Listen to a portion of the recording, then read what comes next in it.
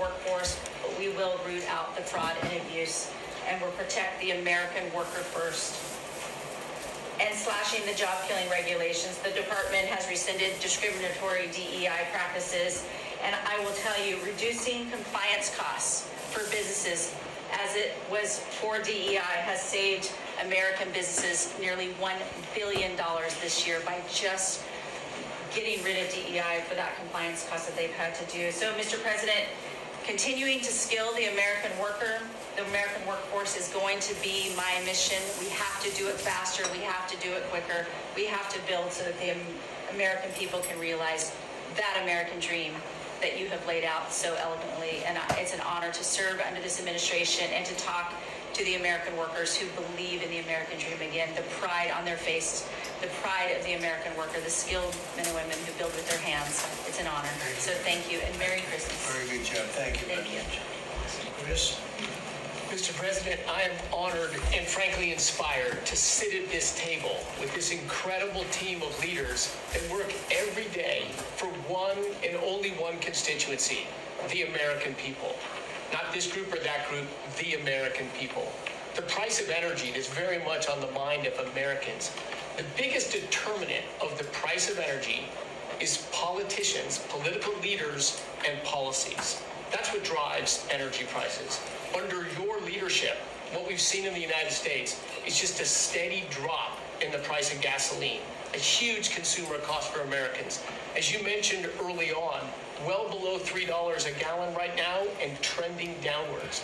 There are a number of stations in the heartland of America with $1.99 signs flying today. That's simply impossible without the leadership and changes you brought. Now, of course, you can go to California, where the average price of gasoline is between $4.50 and $5 a gallon today in California.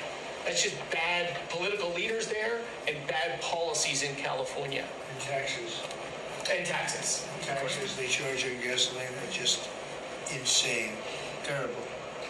And electricity prices is a very parallel story, but it's a bigger moving ship, so the changes are a little bit slower. But Americans are outraged at a roughly 30% rise in the average price of electricity across this country.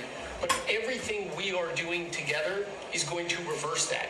Not just stop the rises, but start a downward trajectory in electricity prices. And I can say that with confidence, not because we think these policies will work. We know these policies will work, and I'll get to that in a second.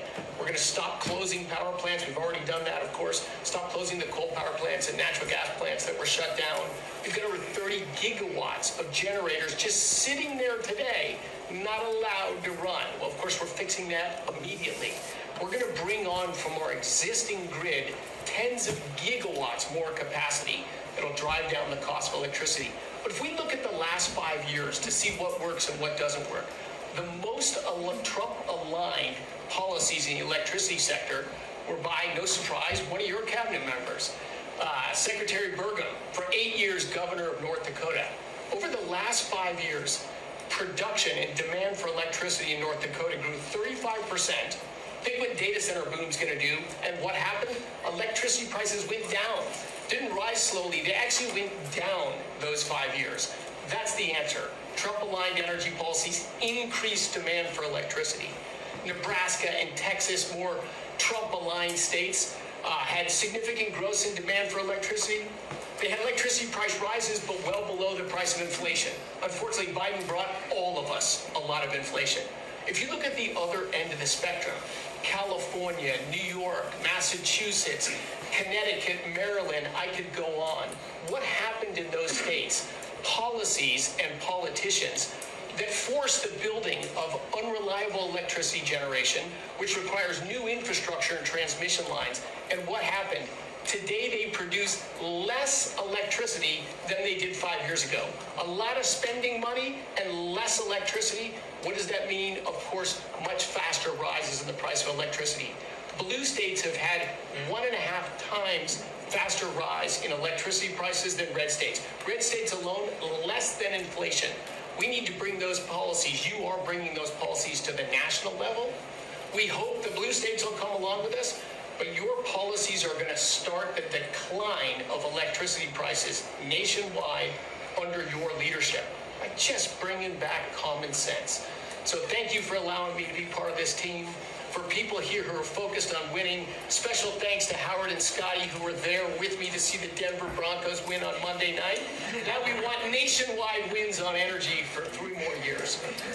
And we're doing more energy production than we've ever done by far right now. Records across the board. It'll continue to be reset every year you're in office. Thank you very much. Well, Mr. President, thank you for giving me a very interesting job. Some days it's a little controversial too, but it's been an honor to work for you. You are a great American. The fights that you pick are the right fights, and they're always on behalf of this country. So I appreciate the chance to do this job heading up this department. If you think about what Joe Biden did with the Department of Homeland Security, he used this department to invade the country with terrorists.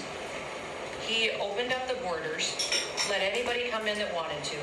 He put them on airplanes. He let them through our airports. If they could figure out a way to get to our shores and in our country, he just opened the door and invited them in. So it's our job to get them out. And I want to thank you for this team, because I look around the table and I think every single person here has helped me do my job over the last year. They've supported us at the border and given us resources. Marco negotiates all the travel documents and relationships with other countries to take their people home. 2 million people have gone home already. The people that were here illegally, you've removed from our country and sent home. And we're going to send more home for the holidays too, and make sure that they get to be with their families in their countries. Yes. Mostly the bad ones. That's right. Focus is the bad ones. That's right. And there are a lot of them. Terrible, horrible people. And Pam, make sure she's fighting for us in court so that we can get up every day and be bold. We're going to hire our 10,000th ICE officer will be on the job within 10 days. So we have hired 10,000. We've had hundreds of thousands of applications. We've got within the department, TSA went through this government shutdown without any delays. They all showed up for their shifts and worked hard doing security. And they have been absolutely fantastic. Sir, you made it through hurricane season without a hurricane. Yeah. And so FEMA, you kept the hurricanes away. So we appreciate that. And FEMA is deploying resources and dollars 150% faster than ever before. So somebody does have something bad that happens to them, you are immediately there helping them and telling them they have the resources to get back up on their feet. So we have built and deployed hundreds of miles of border already. You have cut the fentanyl flow over the southern border by over 56%. You've saved hundreds of millions of lives with the cocaine you've blown up in the Caribbean. And, you told me to look into Minnesota and their fraud on visas and their programs. 50% of them are fraudulent, which means that wacko Governor Walz either is an idiot or he did it on purpose. And I think he's bold, sir. He brought people in there illegally that never should have been in this country, said they were somebody that they're not. They said they were married to somebody who was their brother or somebody else. Fraudulent visa applications, signed up for government programs, took hundreds of billions of dollars from the taxpayers, and we're going to remove them and we're going to get our money back. And we're going to, this next year, make sure that we only put people in leadership positions in this country that love this country and have its back. So thank you for letting us get up every day and have a purpose. We Thank you appreciate it. very much. Thanks, Chris. Appreciate it. Mr. President, you're exactly right. We are saving this country. We're doing it one Main Street at a time, and we're doing it at record speed and at record levels. Under your leadership, small business optimism, according to the U.S. Chamber Index for small businesses, has reached an all-time high in the history of that index. So on Main Street, the economy is coming back thanks to your leadership, thanks to getting Biden inflation under control. Small businesses' number one concern right now is finding skilled labor, and that's why Secretary Chavez DeRemer and I have entered into an MOU to speed that workforce to small businesses that under this administration are now at record levels. 36 million small businesses have now taken on board, for the first time in the SBA's history, $100 billion. That's $45 billion in small business lending and 85,000 small businesses, most of that under your term, and $52 billion out to small business investment companies. So we are running this agency like the best run bank in the country. We are growing small businesses across Main Street, and we're deregulating to the tune of $100 billion, working with all my fellow cabinet members. And thank you for putting together the best cabinet in history. Iron sharpens iron, and thank you for bringing such a strong leadership group together. And then finally, I've walked factory floors from Alaska to Maine, and the workers, the small businesses, most manufacturers in this country are small businesses, 600,000 of them. They are so grateful to your fair trade, low inflation, deregulation agenda that is creating national security and economic security in this country like never before. So I want to also finally thank you for bringing faith back to the White House, to this administration. I want to thank Brooke for hosting the Cabinet Bible Study and invite everyone tomorrow to Bible study and making this country something that we can be so proud of under your leadership. And I am so blessed and honored to be part of this team. So thank you, Mr. Thank you, President. Thank you very much. Thank you, Mr. President, for your leadership. I am truly grateful to be a member of your team here at this table to help support you in delivering on the promises that you made to the American people. You came in with a very clear mandate of taking on the rampant weaponization, politicization of the intelligence community and federal law enforcement, experiencing yourself, the deep state abusing their power as they have against you, your family, and so many of the American people.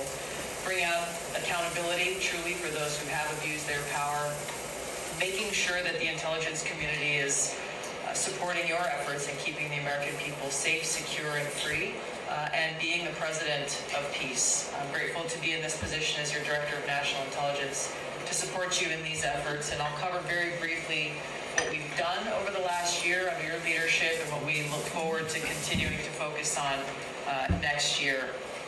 First of all, under your leadership, again, we've taken on a historic effort for transparency, declassification, and exposing these abuses of power by these deep state actors. We've declassified over 500,000 documents, many of which had never been seen before by the American people, put them online to bring about this level of transparency. We formed a weaponization working group, again, to be able to go after a lot of these abuses of power that have never seen the light of day, to support the accountability that under Pam Bondi's leadership in the Department of Justice is coming about. Secondly, bringing about reforms to the intelligence community to make sure that we have the most effective and efficient and focused workforce that's really working on bringing about the priorities you have laid out in ensuring our country's security. And lastly, Mr. President, working with many of our partners here around the table is going after these domestic threats. We have threats coming from both Islamist ideology as well as Islamist terrorists, foreign terrorist organizations, and those who seek to do harm to the American people, many of whom were let in across our borders under the previous administration. We are focused on these tasks and this imperative for the American people, and just appreciate your leadership, Mr. President, and empowering us to be able to conduct this service. Merry Christmas. Thank you very much. Merry Christmas. That's right. Merry Christmas. Say it loud and clear. Lee? Mr. President, your team at the Trump EPA has been crushing it all year to fix the big mess that we inherited and deliver amazing results for the American people. I've had the opportunity to visit all 50 states since confirmation earlier this year, and to hear from real people, where they meet, where they live, and to bring their great ideas and their asks back to us to be able to deliver for them. At the Trump EPA, we have proven that you can both protect the environment and grow the economy. On the environmental front, since you were sworn in earlier this year, we have averaged a big environmental accomplishment every single day. On the 100th day, the 200th day, the 300th day of your presidency, each time we released a list of our top 100 environmental accomplishments. That has included a historic LA wildfire cleanup that you ordered us to complete in record time, which we did, and the Army Corps, under the leadership of our great Secretary of War, did their part as well. The federal government completely did all of the work needed to allow these residents and businesses to be able to rebuild, but poor leadership at the local and state level, unfortunately, is still resulting in these property owners unable to rebuild, and it's wrong. We also were able to reach an agreement with Mexico to be able to implement a plan to permanently end a decades-old raw sewage crisis on the southern border with Mexico. And Secretary Rubio and his team, Chris Landau, Ambassador Johnson, they've been amazing to get that done. On the deregulatory front, we have proudly launched a massive blitz that amounts to the largest deregulatory effort by any agency in the history of the United States. To put some perspective on it, in 1 year, at one agency, we will do more deregulation than entire presidencies have done across all agencies. It's incredible. You could go back across 4-year terms to 8-year terms. You've never seen this much deregulation. One agency, 1 year. In fact, when finalized, the proposed rescission of the 2009 Obama EPA endangerment finding amounts to the largest deregulatory action in the history of the United States of America. From fixing the agency's definition of waters of the United States, which is important for our farmers, our ranchers, and other landowners, to the effort to end electric vehicle mandates and promote consumer choice, eliminating regulations designed to eliminate entire sectors of our energy economy. We're thinking big and we're delivering big. We have reduced terrible derailments on diesel exhaust fluid systems. We're getting water moving faster, new pipelines and power plants built, and we're helping to unleash energy dominance. Mr. President, on the operational front, we have significantly reduced the size of the agency workforce, and we're accomplishing more with less. It's all about priorities, and our focus is on fulfilling our statutory obligations, helping to fast-track project approvals that were taking way too long, and closely following the law, as well as key Supreme Court decisions like Loper Bright to overturn the Chevron doctrine. We inherited massive backlogs that we have been eliminating all year long. We've been implementing your executive order to end COVID-era remote work. We consolidated real estate, canceled expensive media subscriptions, and closed a Biden EPA museum that none of you knew even existed, and I'm sure none of you actually visited. To put it another way, in 2024, the Biden EPA obligated and spent over $60 billion in 1 year, an agency with an operational budget of about $10 billion a year. In their own words, caught on camera, they were tossing gold bars off the Titanic, wasting precious tax dollars to pay off well-connected Obama and Biden officials. And they were doing it without any apology or regret. The Biden EPA, in fact, was amending grant agreements just days before you came into office to reduce agency oversight. But this year, 2025, at the Trump EPA, similar theme that you'll hear from everyone around this table. With our actions canceling wasteful grants and implementing other measures just mentioned, we have saved $30 billion. They spent over $60 billion. We have saved over $30 billion. The bottom line, by the way, is that the Green New scam is dead. It's a new day at the EPA where we will protect the environment and grow the economy. We will deliver on the Trump mandate every day.